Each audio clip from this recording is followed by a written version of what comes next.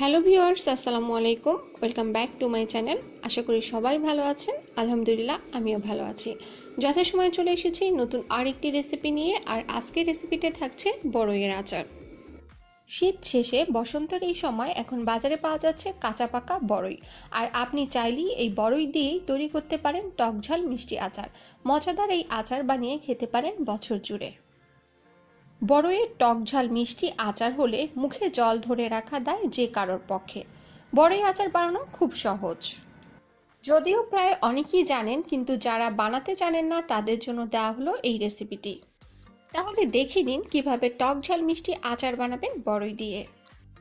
বড়ইয়ের আচার তৈরি করার জন্য প্রথমেই তৈরি করে নিব আচারের মশলা। এই জন্য চুলার উপর বসিয়ে দিলাম একটি ফ্রাই প্যান। আর তাতে এক এক করে দিলাম 1 টেবিল চামচ পাঁচফোড়ন। পাঁচফোড়ন আমার হোমমেড তৈরি করা, কিছুদিনের মধ্যে এই রেসিপিটি আপনারা পেয়ে যাবেন।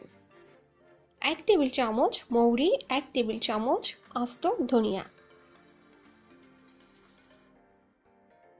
4টি শুকনো মরিচ, 2 টুকরা দারুচিনি। এখন সবকিছু টেলে নিব। মুচমুচে হয়ে গেলে নামিয়ে ঠান্ডা করে ব্লেন্ডারে ব্লেন্ড করে নিব। আপনি চাইলে পাটাও বেটে নিতে পারেন। এবার চুলার উপর বসিয়ে দিলাম আরেকটি হাঁড়ি, আর তাতে দিলাম হাফ কাপ সরিষার তেল।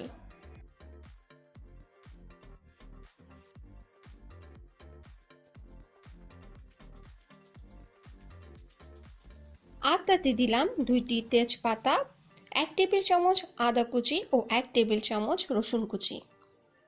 আপনি চাইলে আদা রসুনের পেস্টও ব্যবহার করতে পারেন।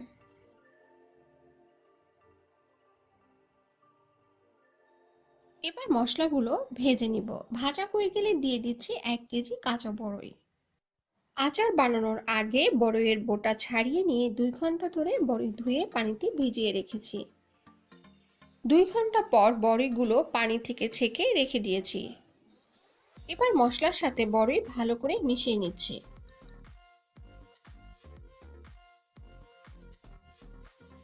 এবার দিলাম হাফ চা চামচ লবণ।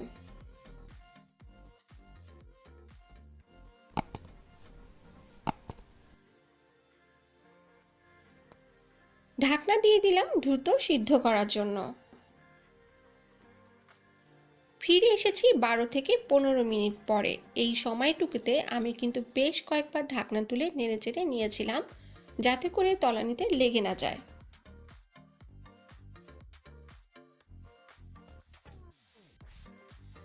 বড়ই কিন্তু প্রায় সিদ্ধ হয়ে গিয়েছে। এই পর্যায়ে দিয়ে দিলাম 1 টেবিল চামচ মরিচের গুঁড়া।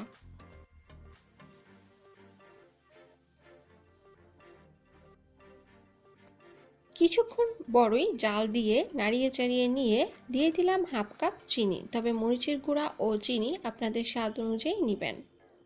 আমার আজকে ব্যবহৃত বড়ই যথেষ্ট টক ছিল, তাই আমি তেঁতুল ব্যবহার করিনি। আপনার ব্যবহৃত বড়ই যদি টক কম থাকে সেক্ষেত্রে স্বাদ অনুযায়ী কিছু টক বা তেঁতুল অ্যাড করে নেবেন।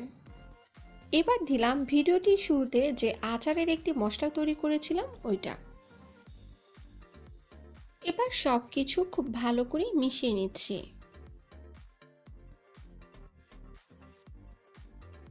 এই পর্যায়ে দিয়ে দিলাম 2 টেবিল চামচ ভিনেগার। এতে করে দীর্ঘদিন আচারটি ভালো থাকবে। আমার চ্যানেলে আরও কিছু আচারের রেসিপি আছে, যার লিঙ্ক আমি ডেসক্রিপশন বক্সে দিয়ে দিব। আপনি চাইলে সেগুলো দেখে নিতে পারেন। এবার দিচ্ছি আবারও হাফ কাপ সরিষার তেল। উপকরণের পরিমাণ ডেসক্রিপশন বক্সে দেওয়া থাকবে, প্রয়োজন হলে দেখে নিতে পারেন। এবার আরও 2-1 মিনিট জাল দিয়ে গ্যাস অফ করে দিব, তবে খুব বেশি শুকনা করে নামাবেন না, কারণ ঠান্ডা হলে এটি আরও খানিকটা শুকিয়ে আসবে। এবার আচার ঠান্ডা হলে পরিষ্কার ও মুখবন্ধ বয়মে সংরক্ষণ করুন। 2 বছর পর্যন্ত ফ্রিজে রেখে খেতে পারবেন বড়ইয়ের আচার। কিছুটা বড়ইয়ের আচার আমি আপনাদের পরিবেশন করে দেখালাম। তাহলে এই ছিল আমার আজকের বড়ইয়ের আচার। আশা করি আজকের রেসিপিটিও আপনাদের কাছে ভালো লেগেছে। রেসিপিটা ভালো লাগলে লাইক ও কমেন্টস করবেন, পারলে শেয়ার করবেন। আমার নিত্য নতুন রেসিপি পেতে চাইলে আমার চ্যানেলকে সাবস্ক্রাইব করবেন। যারা অলরেডি আমার চ্যানেলকে সাবস্ক্রাইব করেছেন আপনাদের অসংখ্য ধন্যবাদ, কেননা আপনাদের এই সহযোগিতা না থাকলে আমার পক্ষে এতটা দূর আসা কখনোই সম্ভব হতো না। আজকের মতো এখানেই বিদায় নিচ্ছি। সবাই ভালো থাকবেন। আল্লাহ হাফেজ।